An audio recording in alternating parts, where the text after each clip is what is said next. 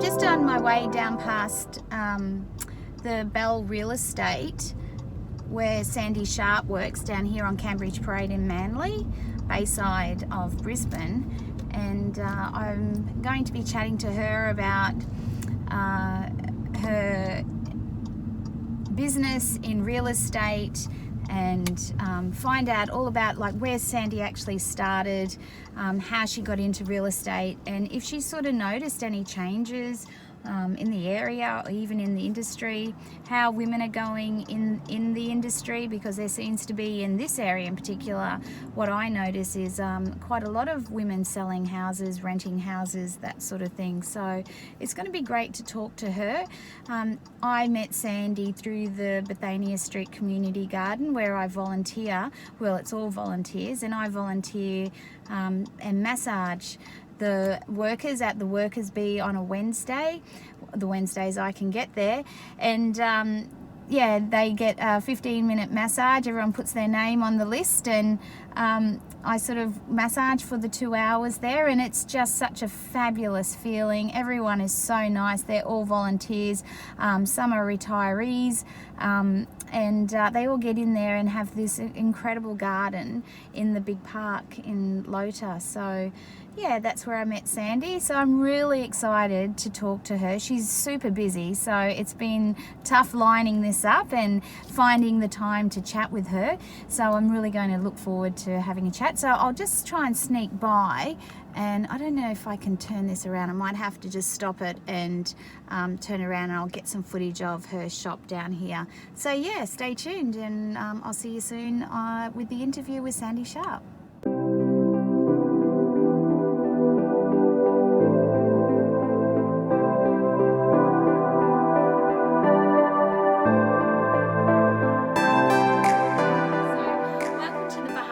Chat room.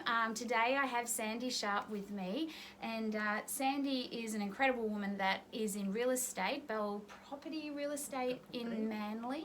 Yep. Or is it Bayside, inclusive of Bayside? It's Manly, but we do service Wynnum, Manly, Lota and Bayside. Fabulous. It's a gorgeous area. It is. I love this area.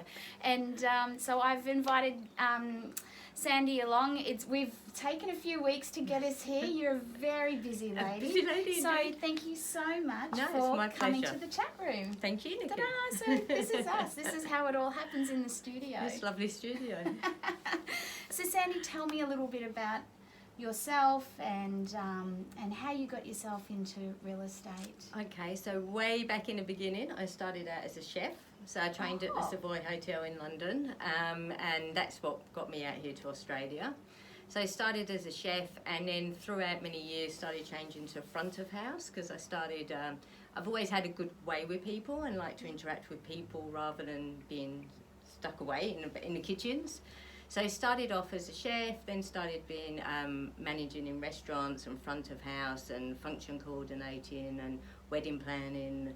Wow. And moving through the sort of hospitality functions. Yep, yep. And then when we moved up to Brisbane, I started being a relocation consultant. Okay. So total change of jobs, which was an amazing job. So it was pretty much helping people who came to Brisbane to settle down and find what they needed to do. So there was a few big companies, Bowen, Microsoft, companies like this that they used to pay me to spend some time with their valuable employees and get them set up in a new life. Yeah. So this was great when it happened. You know, bigger employees, they'd get, 5-10 days service, and I'd drive them around. I'd help them find schools and expat clubs, tennis clubs, golf clubs. And one of the main things I used to do was help them either to find a house to buy or to rent, depending on their circumstances. So, and I'd done this for a fair few years. Yeah. And it started going a bit quiet. The environment around that sort of time, it started getting a bit quiet. So I started thinking, what else can I do? And also at this time, a lot of my clients who I'd settled 5-6 years before were ready for a new move. Yeah. So they started phoning me up, and I started getting calls of people who I'd helped out, and they'd say, hey, we need to buy a house, we need to do this, we need to do that. Are you around to help us? So my weekends started getting taken up helping ex-clients for the love of helping ex-clients find new houses, help them sell in houses and move in, transitioning into the next phase. And as my job started getting quieter and I started getting busier helping people and not getting paid for it, I had a sort of epiphany and I went, well, this is a good career for me. Obviously people trust me, and that's what real estate is, being a trusted advisor. Yeah. And helping it was people like a to do natural that. progression. It You just sort of, you were already doing it. You'd started to build up that confidence in other people to be confident in you. Yeah. And and it just happened. Natural progression. Yeah, and it was from there. It just grew, and it's all about that trust. I think you've just got to have trust. Yeah. Which people have in me. Well, with real estate, there's such an emotional connection a lot of the time. Like I know sometimes they're not, but usually there is. The person, they've lived in it all their lives, or their parents have, or they're downsizing. There's changes happening around that whole reason why you're moving, selling, buying, that sort of thing. So having someone that you trust to be on that journey with you is really important. Yeah, I think so. And it's those long-term relationships as well that you get with people. And you obviously are able to keep that long-term. So when they go in a few years' time, they're looking to buy another investment or something, they call you back. They call me, which is nice. That's really good. It's nice when people phone you rather than you phone I'm not surprised. I'm not going to jump in there with all of this just yet, but I'm not surprised because it's the sort of person, your quality, your character quality that you have. Yeah, I care. Yeah, you do. I do care. So. Which is, we're going to lead into the whole community sort of thing that you do in a minute. But so how long have you been in the real estate? Like it sounds like you're already sort of doing it anyway, but how long in the real estate industry? So I've been with Bell Property Manly for just over 5 years. Okay. So that was my first real estate sales job. Yeah. For about 12 years before that, I was working in the industry, helping people find places. But it was actually as a salesperson, so basically on my own at Bell Property Manly. Yeah. So 5 years in and still going strong, so that's okay. Yeah. And so I did have a question there about sort of what sort of changes or positive changes have you seen in the industry, and I guess that doesn't sort of not too many sort of huge things happen, but as the area is growing. Absolutely. And do you see different clients coming, or like are they newer clients? Because this is generally an older, because I grew up here, so I have aunties that aren't really my aunties, but they're quite elderly now, and I know that it is that sort of thing. So have you seen that sort of changes happening? Look, I definitely think that it's a slow change in Wynnum Manly later. It's definitely, you can see all the things happening, and you've still got that old core community there. Yeah. And people still say that you're not a local unless you've been here for 20 or 30 years. Or how many generations can you go back that you know of? Sort of, so there's a lot of this, but we are getting a lot of people coming here, and I mean a lot of people from different states. If you were going to come and live somewhere in Brisbane, why wouldn't you choose the Bayside? So definitely new people coming in. I believe we've been a secret for many years, and I think that we're starting to get really the kudos that we deserve. But it's still a great time to buy in before that happens. Well, my husband was at a function, a bit of a men's sports keynote speaker sort of function, and he was talking to the blokes, and they're all like, oh, where are you? And he said, oh, I'm over at the Bayside. And they're like, oh, mate, you're on the wrong side of the river. You should be over here in Toowong and Indooroopilly and all those sort of beautiful areas. Yeah.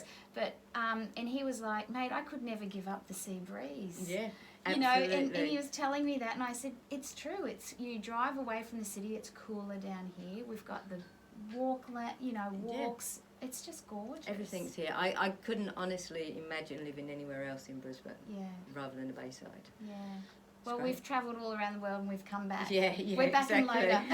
Exactly. That's where we've ended up. Yeah. Oh, fantastic. And women in real estate. Now, driving around, I know there's sale signs, for sale signs, and then advertisement. And I saw that they fixed yours up down at the bus. Yep, I stop. sorted my bus stop out. Yep. There seems to be a few more women in the industry. Have you found that? Look, I just think we've sort of taken hold a little bit more. So I think traditionally there was a lot more gentlemen around here that were looking after. I think the women are a lot more stronger with their bases now.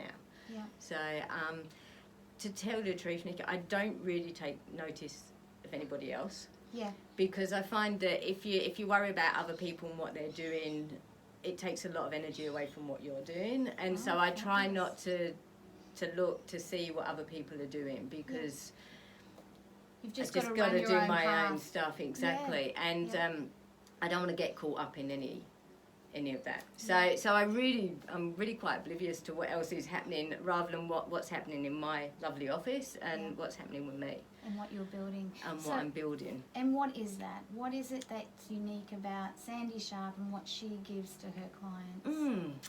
Okay, well, number one, I'd say that I listen to what people need. So I think it's really important to ask people, that find out what the driving force is, why people are moving, what they need from this transition. So just listening, first of all, I think is important, knowing what they want. And then just trying to, I try and help people individually. I don't just run the same race for everybody. There's a lot of people that maybe haven't sold for 17 years, 20 years, maybe been in that house for 40 years. And I like helping these people to achieve the best they can possibly achieve from it. So I really don't mind helping from start to finish, and I really don't mind, getting in and mucking in a little bit. And I've got luckily now I've got a lovely team of people around me that I can ask for help, and we can get things done. But the little things that, a long while ago someone said to me, don't do anything that you're not going to get paid for. And I thought, well, okay, that's great advice. And then it's not, No. because everything is... How can that... well, it's not going to earn you any money, don't do it. But it's not about the money. It's about the outcome. I'm focusing on the outcome for me, and whatever I need to do, and to help and assist is great. Makes me feel good. It's about feeling good at the end of the day. Yeah, exactly. You've got to sleep well. Yeah, you do. You've got to sleep well. Oh, good on you. And again, that's that quality or your character that comes out, and through that it definitely would come out. And that's going to lead me into this next question about you're very community minded. I know that you're involved with the Bethania Street Community Garden. You've got a great job over there. I love it when you come over and you sort of round them all up. And is it health and safety? Or? Yep. Health and safety. I just do the run through basically, so everybody knows what they should be doing and what they shouldn't be doing, and just making we're all safe and aware, and just looking after each other. So they have to sign off on it, so that's good. So got my clipboard. I know, I love it. I love it when you show up. Everyone's like, snap to it. But I've also noticed with the mulching that they wear the mask and all that sort of thing. So I guess that comes into play. Yeah, absolutely. Look, the the garden's amazing. It's got amazing people, and everyone just seems to rise to the occasion, and the committee has been amazing there, and implementing all the rules and regulations very loosely. It's a beautiful. They've created beautiful. Something absolutely gorgeous. There's free yoga sessions happen through the week. Kids are there, parties, little kids run around chasing butterflies. Like, it's just beautiful. It's like a secret garden. It's very special, and the thing for me that I love as well, it's not, it teaches kids about food and nutrients and the importance of all of it, but it's the community. And there's a lot of people out there that don't have a connection with anybody. They don't really talk to anybody. They just don't have that. And to just come and spend an hour and have a cup of tea with people who are, I've never met a horrible gardener.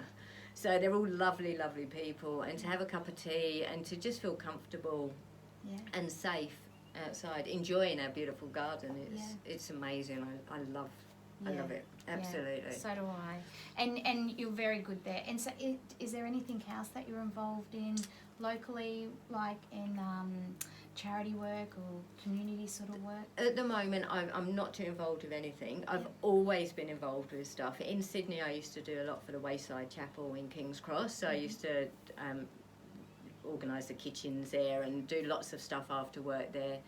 When I moved up to Brisbane, I worked with Brisbane Area Rescue Network. Oh. So that was Is that animals? Animals. Yeah. I'm big on my animals. Yeah. Yeah. So any wildlife, any possums that had been stuck, any things that needed transport, or so I've got my carer badge. So we'd go out and we'd collect them and we'd take them to the appropriate carer. Yeah. I had one down on the one of the boat marinas where a possum had got out to the furthest possible boat marina. Right? So we had to go and get the possum, and we had possum bags and stuff like that to take it home. But yeah, so I've done a lot with Barn, and I used to do a lot of driving around doing pickups. I have got too busy to do this, so I've had to let that one go. And I was very big with Top, the orangutan project. Oh, okay. So I'm absolutely huge into orangutans and what's happening there. So I worked, especially in the relocations when it wasn't a lot of work, I used to do lots of fundraising. So you kept busy, yeah. And I do could stuff really, like that. I can imagine, yeah. But I sponsor a lot of things. Yeah. But Gorgeous. not actively involved as much as I'd like to be. Well, you've got the garden is huge, and then you've got your business. So you can do what you can do when you can do it. Yeah, exactly. You know? Yeah. Exactly. Oh, that's lovely. And so, if there was any sort of positive or something about that you'd like to say that a lady out there, or even a man, it doesn't matter, it doesn't matter, but like if they were sort of thinking about getting into real estate, was there something that you'd sort of, this is the one thing that you think that would be really important to them? I think you've just got to run your own race. I think you need to be thick-skinned. You get one of my favourite sayings is you kiss a lot of frogs before you find your prince, and you know there's a lot of no's before you get a yes, and it's not taking it personally. It's just part of the job. So just be confident in who you are and what you can give, and one day at a time. One day at a time. Absolutely. And do you start with a course, or do you think volunteering, or like I don't know the industry, so would you start with a course, or would you try and sort of work, sort of volunteer and work in an office for a while just to see if you sort of like it, or? Different people do different things. I met a lady at the garden actually last week who's just done a course, and we're going to tee up for coffee so she can find out some stuff. The best thing to do is get the qualifications basically, so either your registration or your license, because you can't work in real estate without it, and it's a little bit of a commitment that you need to make to get that done. So I'd definitely say get that done, but if you do have a connection with a company that you like, then definitely approach them and see if you can assist and do something. I approached Bell because they'd sold my house a few years ago. Sharon Corley had sold my house. I loved the marketing. I loved what they'd done, the communication, and that was my first port of call. Okay, so you like finding even the company that you like, it agrees with your values and beliefs. Absolutely, sort of thing as well. Yeah. There's very different operations out there. Yeah, there are. So. And that because that would be their target market. They're looking for that sort of market, and everyone is different. Yeah. Again, staying true to yourself, like you said earlier, you sort of keep your head down. You're busy doing in your business because that's good, because that's your target. That's what you want. Yeah. Yeah, definitely. So, who's on your team, Sandy? Who sort of is that person that's in the background that you rely on? Sometimes it's not even your husband or spouse, it's just a really good friend, like you can talk to and stuff like that. But who's on your team? Okay, well, first of all, on my team is Pete, my husband, and Georgia, my daughter. So they're very down to earth, very sensible, rational people, both of them. And they just encourage me forward all the time. They look after me, they nurture me, and as I do them. But they're great. They encourage me to reach new heights all the time, and they look after me. And also on my team is Kathy Underwood, a very good friend of mine, who has recently joined my team. Okay. So Kathy ran a juice bar in Manly for the last 5 years, pretty much when I got into real estate. She's just sold the juice bar. And I know it's changed, and they've changed the name of the juice bar. They've changed the name, yeah. So that's all the end of an era for Kathy. And we've been helping each other through the last 5 years, looking after each other. Yeah. And I've got to a point where I need somebody to have my back and to look after me and to help me carry on servicing my clients the way I do. Yeah. So Kathy's joined my team professionally. So fantastic. Yeah, so it's great. It's great to be working with her. So yeah, family, friends. Yeah. Just taking it. And off camera, we're sort of having a bit of a chat about your husband and how wonderful he is at keeping the waters calm, that sort of thing as well. He's very good at keeping me on the ground and making me sure. It's important, isn't it? Yeah.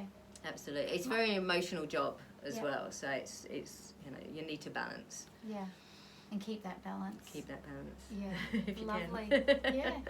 And if there was something that someone had told you earlier, or that as the young Sandy growing up, had someone told you something earlier, or something that you wish that you had known earlier, and this doesn't have to be business; it will be personal. I think it's just we're blessed. We're absolutely blessed. I've done a lot of travelling in a lot of poorer regions, a lot of difficult countries, and I think that has given me just the basic belief in humanity and who we are, and just how lucky we are. Yeah. And just enjoy it. Just live it every day. Beautiful. Absolutely. Oh, that's fantastic. Well, I think that's all our questions done. Thank you, Nikki. It wasn't too hard. It wasn't too hard. Thank you so much for coming on and having a chat. I really enjoyed learning about where you've been. I can't believe you were a chef. That's incredible. Way back. We'll have to get you over for dinner. Oh yeah, you can get me over for dinner, not to cook you dinner. You can tell me, Nick, that's a bit salty. Anyway, thank you so much. I really appreciate it. Okay.